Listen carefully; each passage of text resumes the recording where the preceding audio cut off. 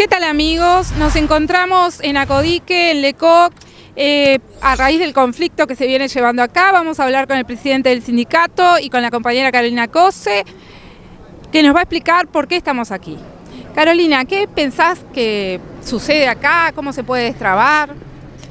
Bueno, lo primero es que me acerqué por invitación de los compañeros para conversar un poco. En el periodo del gobierno de Tabaré fui ministra de Industria y junto con el Ministerio de Trabajo, que en ese momento era Ernesto Murro, muchas veces trabajamos en distintas situaciones del contexto laboral y productivo, promoviendo ámbitos de diálogo, de encontrar soluciones y demás. Por lo tanto, mi corazón, digamos, siempre está del lado del diálogo, ¿verdad?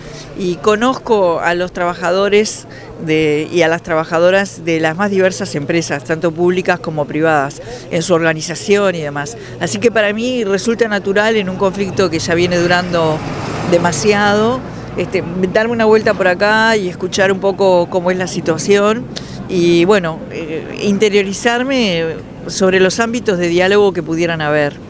Creo que de estas situaciones se sale con diálogo y cuanto más grande sea la mesa, mejor.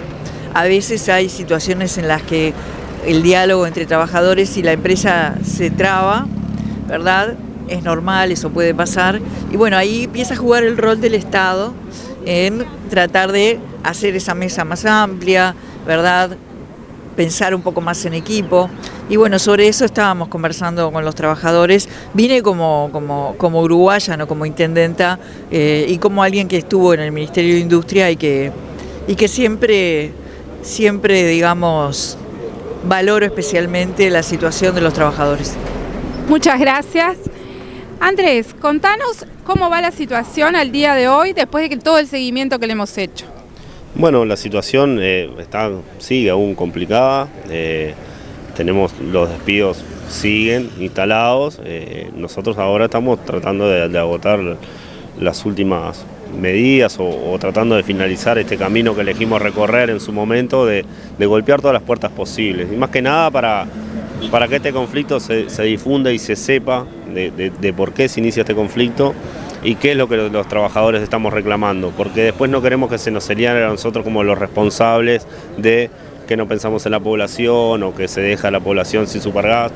Nosotros, cuando arrancaron estas licitaciones, uno de los principales puntos que pusimos era el subsidio del supergas, y justamente de empezar a trabajar con esto y mejorarlo y que llegue de mejor manera a lo que más lo necesitan. Y no solo que no nos hicieron caso en eso, sino que es algo que nunca estuvo arriba de la mesa en la conversación con el sindicato. Lo descartaron en el mismo momento que nosotros lo propusimos.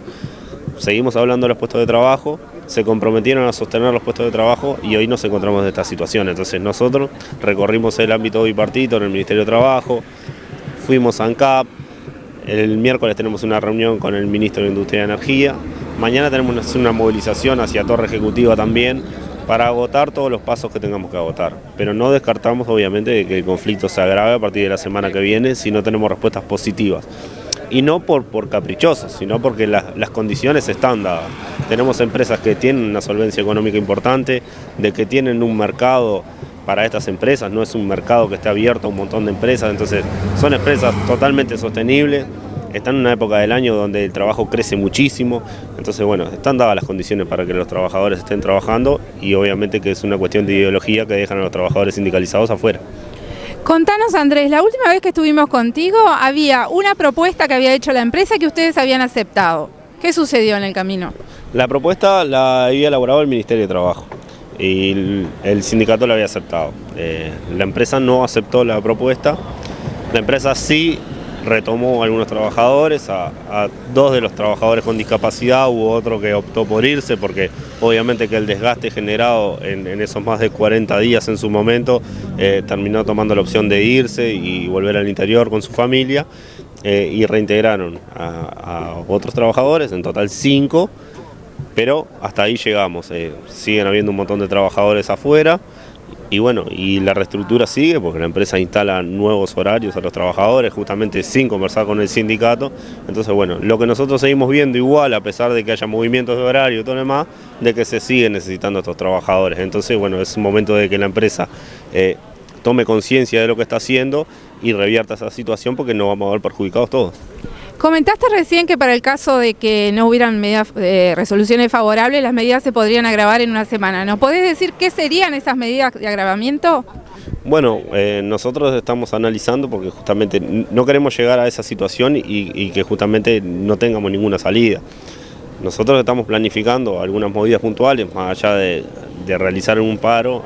Nosotros tenemos un paro con movilización para mañana, realizar algunos paros puntuales, y obviamente que siempre vamos a seguir rechazando la contratación de personal rompehuelga. Entonces, si eso se sigue dando, nosotros vamos a obviamente activar ocupaciones, y no descartamos también ir a tomar medidas a puestos de venta de estas empresas, porque entendemos de que no puede seguir todo el mundo mirando hacia otro lado cuando tenemos la realidad de estos trabajadores de Supergas. Muchas gracias por tu tiempo. Los seguimos invitando a ver más contenidos en Zambua TV.